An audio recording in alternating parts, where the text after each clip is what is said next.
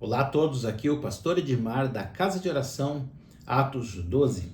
Você sabe o que quer dizer a expressão o trono de Satanás? Jesus declara isso quando ele fala da carta à igreja de Pérgamo, a igreja que estava na cidade de Pérgamo. Se você quer saber, fique comigo até o fim desse vídeo e saiba o que Jesus quis dizer com essa expressão trono de Satanás. Antes disso, dê o seu like, dê o seu joinha, comente, compartilhe esse vídeo, ajude que a palavra de Deus chegue a mais pessoas. E a carta da igreja Pérgamo diz assim: ao anjo da igreja em Pérgamo escreve: eis que diz aquele que tem a espada afiada de dois gumes: conheço onde você vive, onde está o trono de Satanás. Apesar disso, você permanece fiel ao meu nome e não renunciou à fé em mim. Mesmo nos dias que Antipas, minha fiel testemunha, morto entre vocês, onde Satanás habita. No entanto, tenho contra você algumas coisas. Você tem aí pessoas que se apegam aos ensinos de Balaão, o qual ensinou Balaque a armar ciladas contra os israelitas, induzindo-os a comer alimentos sacrificados a ídolos e a praticar imoralidade sexual. De igual modo, você tem também aqueles que se apegam aos ensinos dos nicolaítas. Portanto, arrependa-se, senão virei em breve até você e guerrearei contra eles com a espada da minha boca. Quem tem ouvidos, ouça o que o Espírito diz às igrejas. Aquele que vencer, darei um maná escondido. Também lhe darei uma pedra branca com um novo nome escrito nela, conhecido apenas por aquele que a recebe. Então, é uma carta curta, mas com muitas informações, muito conteúdo que Jesus quis passar para aquela igreja que estava em Pérgamo. Mas nós temos aprendido nas cartas de Apocalipse que Jesus, ele não somente queria mandar instruções para algumas igrejas da região da Ásia Menor, ele queria mandar instruções, ele queria mandar admoestações, ele queria mandar encorajamento para a igreja de uma forma geral, para a igreja daquele tempo, para a igreja através dos tempos e para a igreja da atualidade. Por isso, as 7 cartas de Apocalipse são cartas para a minha vida e para a sua vida. E quando ele fala ali para a igreja de Pérgamo, Pérgamo é uma cidade muito fortalecida. Pérgamo atual Turquia, fica na atual Turquia. Ela era uma cidade que estava a 300 metros de altura, numa colina, então ela tinha uma estratégia de defesa, ela é estrategicamente localizada. Então, foi uma cidade que se fortaleceu muito politicamente, tanto que era a residência oficial do procônsul romano. O procônsul era uma autoridade senatorial que só ficava abaixo do imperador. Então, o procônsul romano ele tinha uma autoridade maior do que os prefeitos, os administradores das outras províncias. Ele era um homem investido do ius claudi. O que é isso? O poder da espada.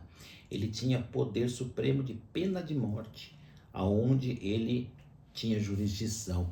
Então, a cidade de Pérgamo era uma cidade onde a autoridade senatorial, a autoridade do Império Romano era muito forte. Então, e Jesus ele se manifesta como aquele que tem a espada. Jesus ele deixa claro que não importa a autoridade humana, não importa que ela seja máxima, não importa que ela seja suprema, a autoridade de Jesus é maior. A autoridade de Jesus é muito mais suprema do que isso. Mas Pérgamo também tinha outra característica, que ele tinha uma acrópole com vários santuários. Tinha ali o santuário do deus Esculápio, deus da medicina, que era ali cheio de serpentes. O símbolo dele era uma serpente. Tinha no alto da colina o trono de Zeus, o altar de Zeus, que era semelhante a um trono. O altar de Zeus era um formato de um trono. Então, muitos teólogos entendem que essa expressão trono de Satanás era devido a esse monumento a Zeus. O trono de Satanás era como se fosse o altar de Zeus, simbolizando um trono pagão, um trono do domínio de Satanás naquele lugar. Aquele lugar era um lugar dominado por paganismo, por autoridade política e por autoridade intelectual. Existia uma biblioteca muito grande. O termo pergaminho vem da cidade de Pérgamo. E nós vemos hoje que são forças do mundo que fazem oposição ao trono de Cristo. A palavra trono significa domínio, significa império. Então, quando a Bíblia fala em trono, ele está falando em domínio. Então, é um domínio de Satanás que faz oposição ao domínio de Cristo, ao trono de Cristo. A expressão trono de Satanás diz respeito aos domínios que Satanás tenta impor numa região. Nós vemos hoje a intelectualidade tomada por uma visão materialista anti-Deus. Nós vemos hoje em dia um paganismo cada vez mais forte na nossa sociedade atual.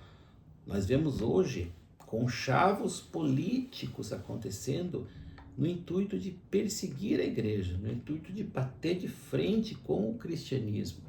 Nós vemos hoje o trono de Satanás muito atuante na nossa sociedade atual. Nós vemos que essa mensagem para Pérgamo é assustadoramente atual e contemporânea para nós. Mas existe uma promessa da palavra de Deus. O domínio de Jesus, ele é absoluto. Ele é acima de qualquer outro domínio. Em Apocalipse 4, no versículos 2 e 3, fala assim: imediatamente vi-me em espírito, e eis que havia um trono no céu, e alguém assentado nele. O apóstolo João tem a visão de um trono do céu. O trono do céu é supremo. O trono do céu não passa. O trono de Satanás em Pérgamo acabou.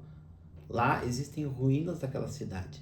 Mas o trono de Cristo, ele é atemporal, ele é eterno e ele é supremo, todo-poderoso. Os domínios de Cristo são eternos. Essa é a promessa para nós. Essa é a promessa para mim e para a sua vida. Mas ali Jesus também faz ali uma admoestação, ele dá ali uma correção para aquela igreja. Ele fala assim no versículo 14: no entanto, tenho contra você algumas coisas. Você tem aí pessoas que se apegam aos ensinos de Balaão. Versículo 15: assim tens também os que seguem a doutrina dos nicolaítas. Balaão e nicolaítas, o que ele está falando? Ali ele está dizendo que existiam pessoas que seguiam doutrinas de Balaão. O que é as doutrinas de Balaão?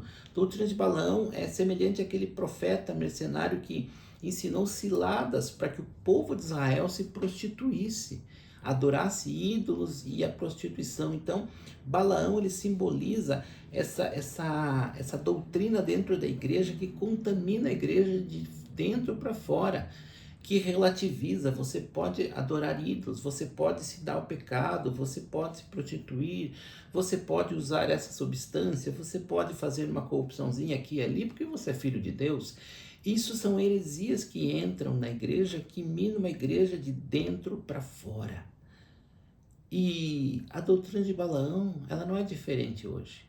Muitas igrejas, muitas mensagens buscam simplesmente atrair pessoas, não importa se a pessoa vive a vida segundo o evangelho, não importa se aquela pessoa é ensinada a viver o evangelho, importa que ela seja um membro da igreja, que ela dizime, que ela esteja ali ocupando seu lugar no banco, mas ela não é ensinada a viver, a ser transformada segundo o evangelho. Doutrina de Balaão são doutrinas contrárias à palavra de Deus, que minam a igreja de dentro para fora. E ele fala também dos nicolaítas. Nós já conversamos sobre os nicolaítas em Éfeso. Éfeso rejeitou os nicolaítas. Aqui eles toleravam os nicolaítas. Nicolaítas, tudo indica que seriam pessoas que buscavam dominar as outras, impor uma doutrina que dominasse, a dominação do líder. Eu tenho que ser obediente ao meu líder, eu tenho que ser obediente, senão estou em rebeldia ao meu líder. Aquela mania de dominar pessoas através de doutrinas, de ser ali o líder que exerce domínio. Não é o líder que serve pessoas, mas é o líder que exerce domínio sobre pessoas, pessoas dominando pessoas. E isso talvez seja uma ideia dos nicolaítas. E se isso for os nicolaítas, nós vemos nicolaítas hoje na igreja, pessoas tentando dominar, fazer o seu rebanho, tentando manipular a vida das pessoas, pessoas sendo ali opressas através de lideranças tóxicas. Os nicolaítas podem estar entre nós, sim. Então ele destaca ali essas duas pessoas, ele dá dois grupos de pessoas. E ele dá ali uma repreensão e diz para que se arrependam. Mas ele também faz uma promessa: aquele que vencer, aquele que permanecer firme no Evangelho, aquele que permanecer firme a Cristo, ao que vencer, no versículo 17, ele diz assim: ao que vencer, darei do maná escondido, também lhe darei uma pedra branca com um novo nome escrito nela, conhecido apenas por aquele que o recebe. Então, esse maná escondido, o que é o maná escondido? O apóstolo João já falou: eu sou o pão vivo que desceu do céu. Está ali no Evangelho de João. Eu sou o pão vivo que desceu do céu.